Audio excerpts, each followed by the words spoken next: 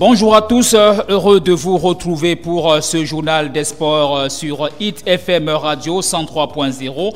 Nous ouvrons cette édition par les nouvelles de la sélection nationale du Cameroun. Samuel Eto'o ne reviendra pas sur sa décision d'arrêter sa carrière internationale. L'ex-international camerounais justement et meilleur buteur des Lions indomptables a déclaré mardi dans les colonnes du magazine France Football qu'il ne reviendrait pas sur sa décision d'arrêter sa carrière. J'ai mis un stop définitif à ma carrière internationale en 2014. Une génération arrive, elle a gagné avec brio la dernière Coupe d'Afrique des Nations. C'est à elle de briller, sans moi, c'est définitif. À la question de savoir s'il pourrait sortir de sa retraite à la demande du président de la République pour la prochaine Coupe d'Afrique des Nations 2019, organisée au Cameroun, la réponse est claire. Je serai dans les tribunes, je donnerai des conseils, mais je ne prendrai pas la place d'un jeune qui rêve de donner un titre au Cameroun. Avant d'ajouter, j'ai offert 17 ans de ma carrière à ce beau pays, 2 victoires à la Coupe d'Afrique des Nations. J'ai donné tout ce que j'avais dans le cœur, le ventre et les jambes. J'ai aussi servi de facilitateur entre la Confédération africaine de football et l'État camerounais pour que ce tournoi ait lieu. Il le fallait. À 37 ans, je continue à inscrire des buts et je marquerai jusqu'à mon dernier match. L'attaquant de Konyaspor en Turquie estime également que le secteur offensif des Lions est bien fourni. Le poste d'attaquant, dit-il, des Lions indomptables est bien occupé avec Aboubakar Vincent qui joue au FC Porto, qui marque beaucoup avec le très bon Eric Choupo-Moting de Stoke City, avec Clinton J de l'Olympique de Marseille. Cette génération bien encadrée doit permettre au Cameroun d'effacer les 2 malheureuses dernières Coupes du Monde. 6 matchs, 6 défaites.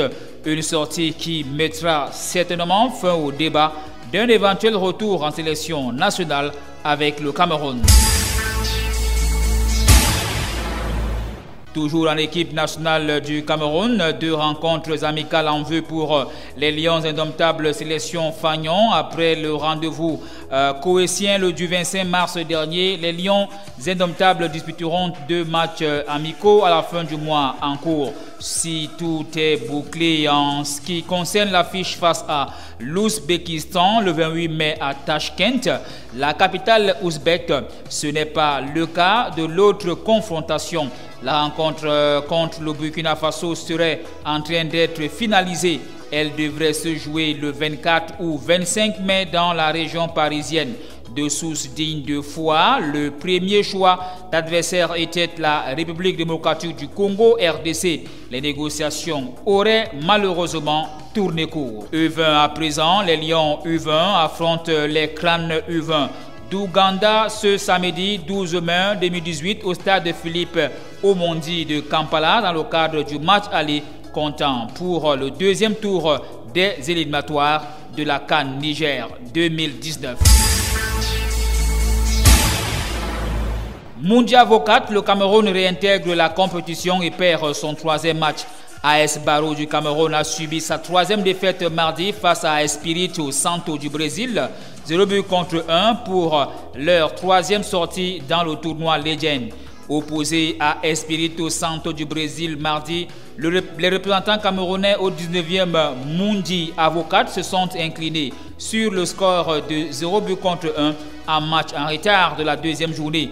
Initialement prévu dimanche, c'est finalement ce jour que la rencontre entre les 2 équipes a pu se tenir, suite notamment à la réunion de conciliation de lundi qui a permis de lever l'équivoque et marquer le retour du Cameroun dans la compétition.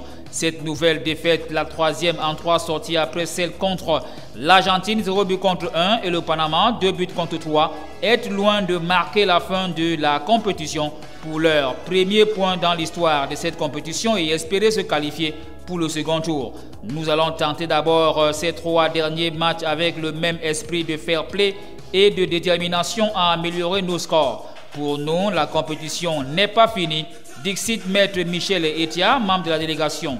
Nul doute que la croisière offerte ce jour aux participants par le comité d'organisation devrait faire du bien aux athlètes de cette compétition.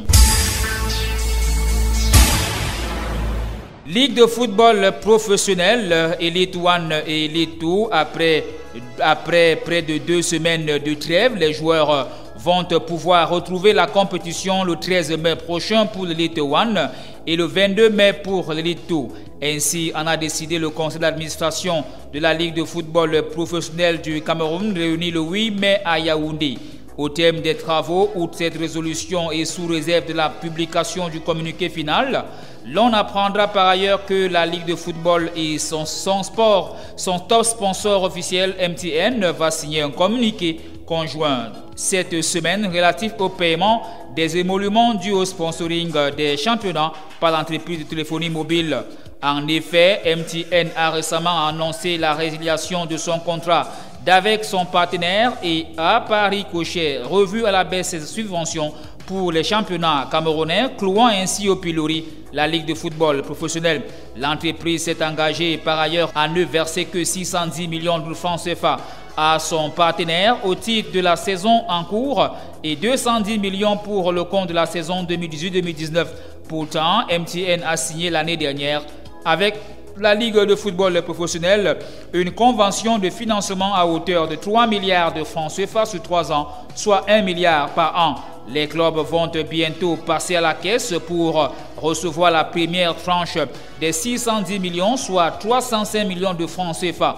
Un autre aspect et non des moindres qui a également été évoqué au cours de cette session du Conseil concerne la disponibilité des infrastructures sportives.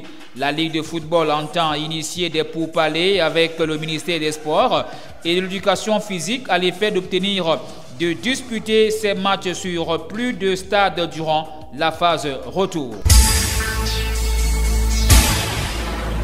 En attendant cette phase de retour ce week-end, les équipes dégraissent au niveau de leur effectif. Baboutos de Bouddha, voici la liste des joueurs qui ont été libérés par l'administration. Mengapche Ngansop Yvan, latéral gauche. Ndondon Raymond, Victorien, milieu couloir. Pierre-Victor Chevalier, attaquant. Marcus Arnaud, attaquant. Etok Bundi Cédric Hervé, milieu défensif. Fouke Noubissi Yannick, gardien de but. Koko Douala David, attaquant.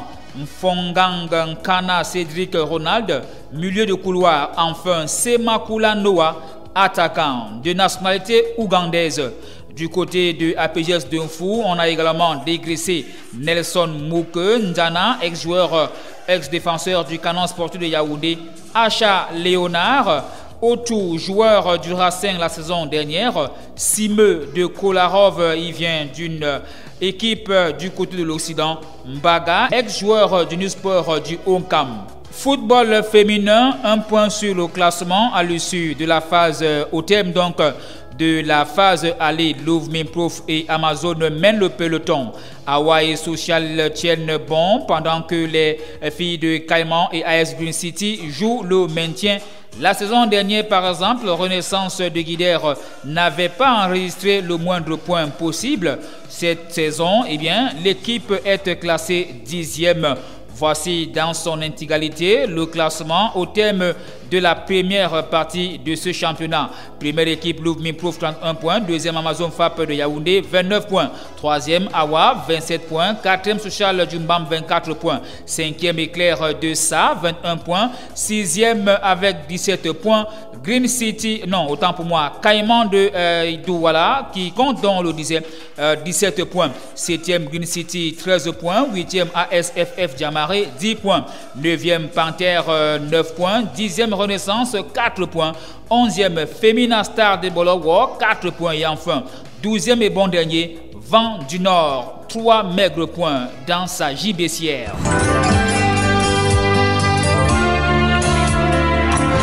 L'actualité internationale. D'autres pages étrangères avec la collaboration de nos confrères du site plusdefoot.com.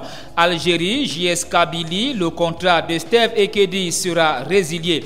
Le joueur camerounais Steve Ekedi, arrivé l'été dernier à la JSK Kabylie, devrait prochainement résilier son contrat avec les jaunes et verts. D'après les informations de la presse algérienne, Steve Ekedi aurait finalement trouvé un accord avec ses dirigeants pour la résiliation de son contrat. Arrivé en juillet dernier, l'attaquant camerounais, auteur d'un but et d'une passe décisive cette saison, n'a jamais réussi à s'imposer au sein de la formation de la ville de Kabylie, faute de temps de jeu. Néanmoins, le joueur de 26 ans qui touchait 185 millions de centimes, près de 6 millions de francs CFA et réclamait plusieurs mois de salaire impayés aux dirigeants algériens devrait percevoir juste un mois pour son départ. Rappelons enfin que le joueur est sous contrat avec la JSK jusqu'en juin 2019. Transfert Strasbourg, Stéphane Bauken plaît en Ligue 1. Stéphane Bauken, libre de tout contrat en juin prochain, l'attaquant international camerounais, une sélection, devrait sans doute quitter le Racing Club Strasbourg durant le mercato estival pour s'engager avec le club de son choix. Et ce ne sont pas les propositions qui manquent. Selon les médias français, plusieurs clubs français, dont Rennes, Amiens et Montpellier, ont pris contact avec l'entourage du joueur pour manifester l'intérêt et ouvrir une éventuelle discussion. Des pistes existeraient également en Espagne, en Italie ou en Championship pour le joueur Bauken. Enfin, Belgique, Collins Faye signe un nouveau contrat avec le Standard.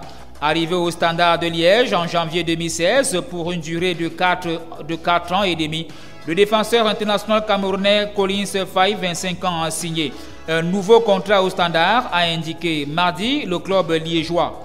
Le Standard de Liège et Collins Faye ont trouvé un accord. Le défenseur international camerounais vient de signer un nouveau contrat avec notre club. Le Standard de Liège félicite Collins Faye pour son nouveau contrat et lui souhaite le meilleur sous nos couleurs, a écrit le club sur son site officiel sans préciser la durée de ce nouveau bail. Le défenseur camerounais a joué 68 matchs en rouge pour 1 but et 2 coupes de Belgique. Voilà, mesdames, messieurs, amis sportifs, c'est tout pour ce journal des sports ce jour. Merci de nous avoir suivis. Agréable suite de nos programmes.